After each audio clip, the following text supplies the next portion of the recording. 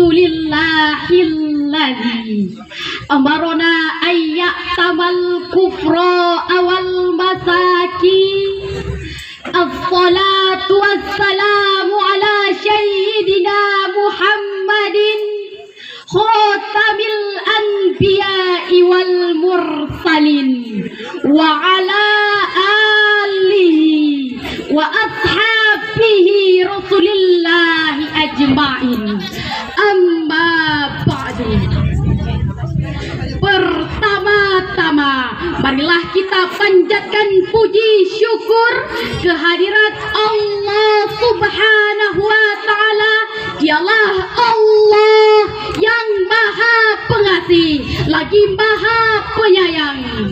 Yang kedua, salawat besertakan salam tak lupa kita hadiahkan kepada putra junjungan alam, yakni Nabi Muhammad sallallahu alaihi wasallam, yang telah membawa kita dari zaman kegelapan menuju zaman yang terang benderang, yang diterangi oleh iman, Islam dan ihsan.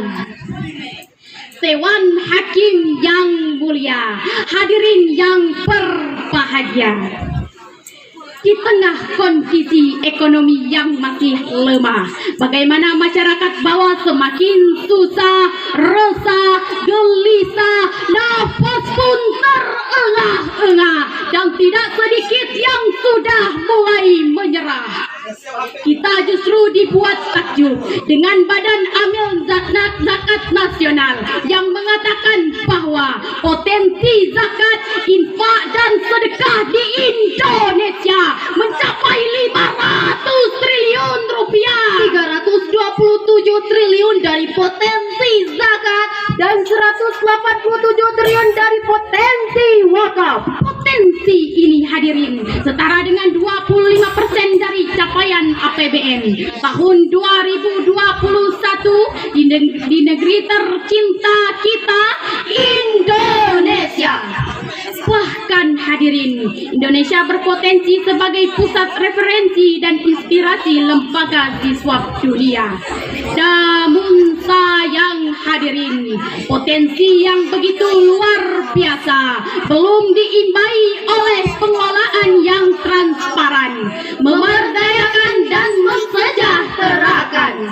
Potensi ini diperparah lagi dengan adanya lembaga siswa dan filantropi yang terjerat kasus korupsi untuk memperkaya diri sendiri.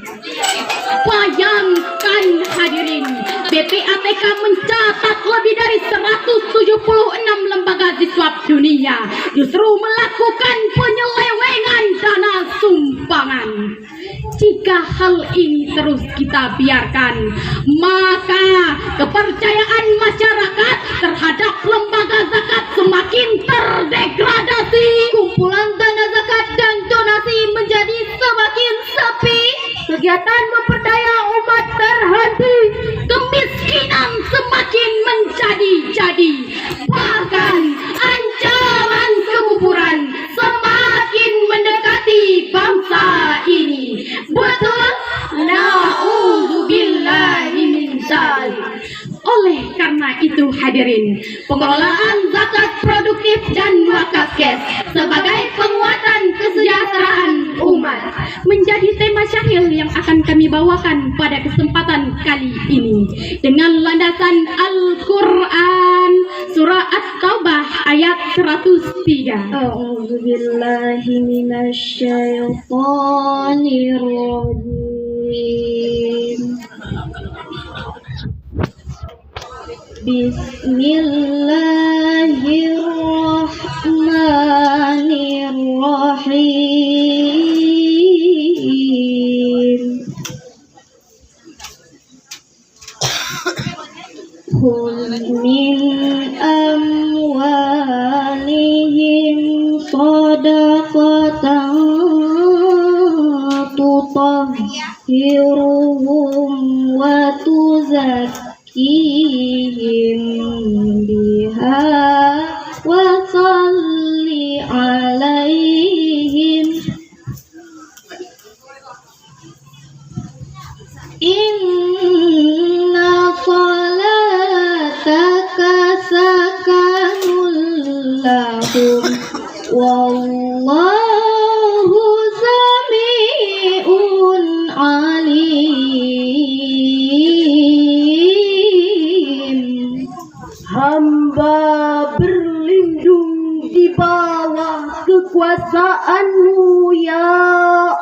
Allah dari usikan syaitan yang terkutuk. Dengan menyebut namamu ya Allah yang maha pengasih lagi maha penyayang, ambillah zakat dari sebagian harta mereka.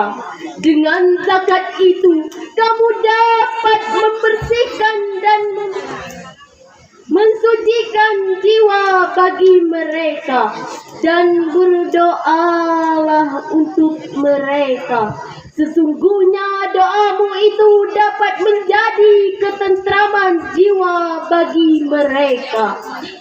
Dan Allah maha mendengar lagi maha mengetahui. Dewan Hakim yang mulia, hadirin yang berbahagia, asbabun nuzul ayat tadi berkenaan dengan permohonan Abu Lubabah beserta kedua sahabatnya yang mendatangi Rasulullah Sallallahu Alaihi Wasallam untuk memohon ampunan dan dihapuskan segala dosa dan kesalahan dengan menyumbangkan harta mereka.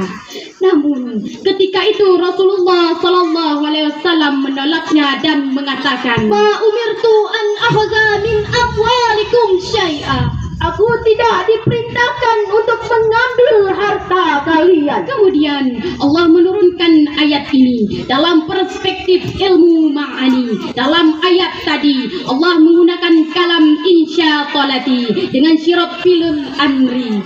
Artinya Allah subhanahu wa ta'ala menuntut Rasulnya agar mengambil zakat sebagai sarana mensucikan diri dan harta mereka. Dengan melalui ayat ini pula Allah mengisyaratkan pentingnya pengelolaan dana zakat secara profesional dan optimal. Dengan demikian, zakat memiliki peran strategis dalam mengentaskan kemiskinan, karena zakat merupakan rukun iman yang merefleksikan rasa syukur dan tekad agar mensucikan manusia dari kemiskinan dan dosa dengan menyalurkan sebagian harta mereka. Alhamdulillah hadirin, secara umum upaya memperdayakan masyarakat sudah banyak diupayakan untuk mewujudkan kesejahteraan.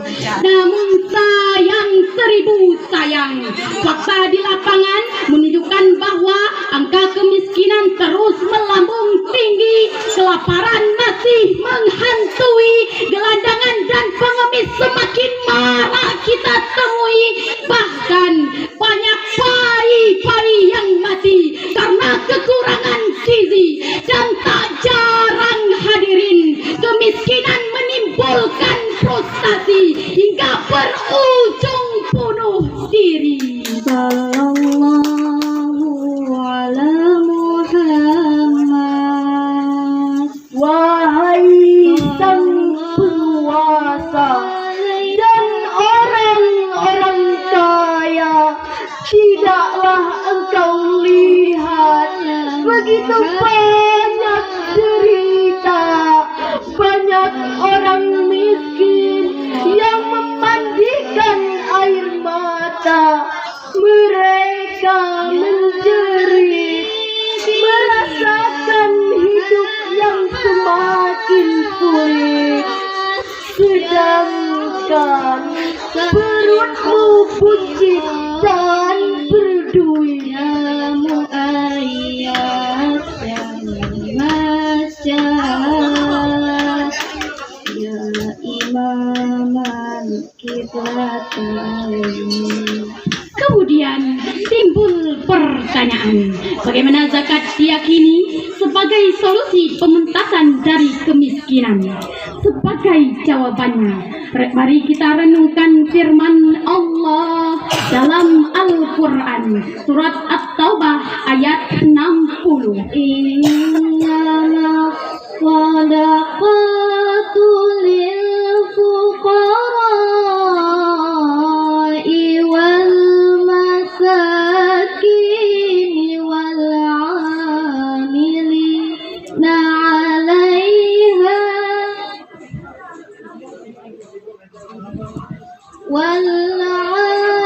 والعاملين عليها والمؤلفة قلوبهم وفي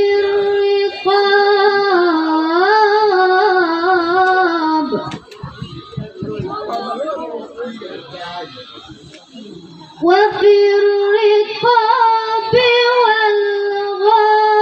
والغارمين وفي سبيل الله وابن السبيل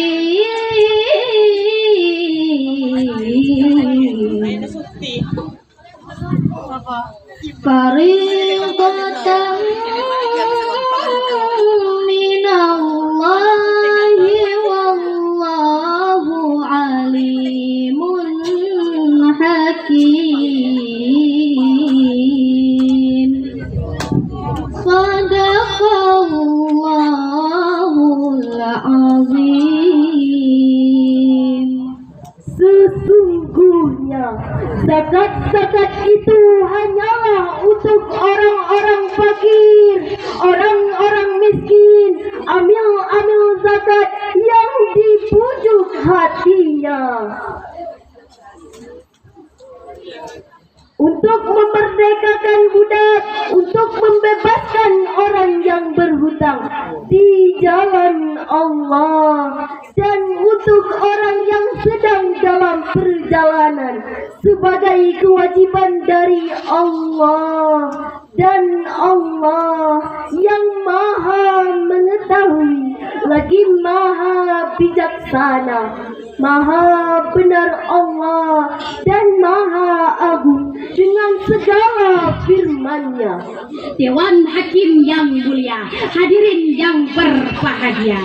Dalam ayat tadi Allah mengawali ayat dengan lafaz innama. Dalam perspektif ilmu ma'ani, lafaz innama merupakan konser atau taksis yang mengkhususkan sesuatu dengan cara-cara tertentu.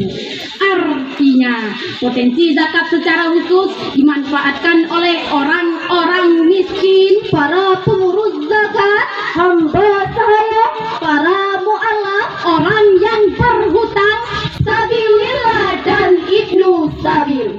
Hadirin, firman Allah Subhanahu wa taala, "Innama shadaqatu lil fuqara", menunjukkan bahwa Allah mengutuskan sebagian orang untuk menerima harta sebagai nikmat dari Allah untuknya.